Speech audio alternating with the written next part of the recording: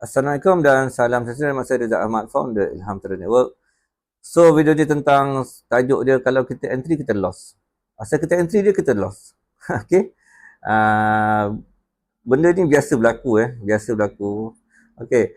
Tapi macam saya katakan video-video yang sebelum ni, okay, tentang market structure. Okay, market structure tu yang perlu you ambil perhatian. Okay. Sekarang kalau kita entry, kita loss, sebenarnya kita entry pada tempat yang salah pun. Kita entry pada tempat yang salah. Bukan tempat dia pun untuk kita entry. Market tengah bergerak, kita nak entry tengah market tu, bukan berada tempat untuk kita trade. Kenapa you nak trade? Dah confirm you lost. Confirm you lost. Tapi kalau you ada ilmu liquidity, yang saya ada masukkan dalam sikit ilmu liquidity dalam forex trading course, you akan tahu liquidity mana. And then bila you masuk, liquidity dah ada, bila you masuk, you tak akan pergi ke loss yang banyak. Dia akan mencapai dalam, daripada you punya stop loss tu, mungkin mencapai dalam at least sekurang-kurangnya 10% dalam you punya loss. Kalau you pandai baca liquidity untuk you trade.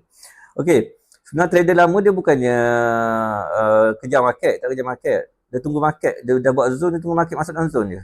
Okay, zone tu sama ada zone supply demand ataupun support resistance. Tapi saya biasa gunakan supply demand lah untuk masuk zone.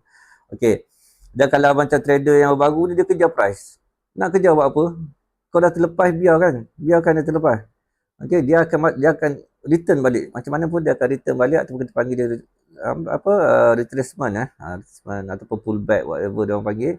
Okay, dan kita yang penting kita mark zone, supply demand ataupun support resistance. Itu adalah trader yang lama biasa dia buat macam tu, dia tak kejar price. Okay, so kalau nak dapatkan forex trading course dalam harga still lagi soft launch. Okay, soft launch ni harga pengenalan. Pengenalan ni you boleh klik pada link di bio. Okay, dan juga kalau anda jumpa video ni pada YouTube, anda boleh klik pada link description. Itu adalah harga pengenalan saja, dan akan datang saya akan naikkan harga. Okay, biasa saya tak pernah turun harga. Saya memang tak pernah turun harga. Biasa saya akan naikkan sebab saya ada tempat-tempat level harga yang perlu saya naikkan. Untuk sekarang ni saya buat soft launch, so you boleh dapatkan forex trading course. Itu saja. Assalamualaikum dan salam sejahtera.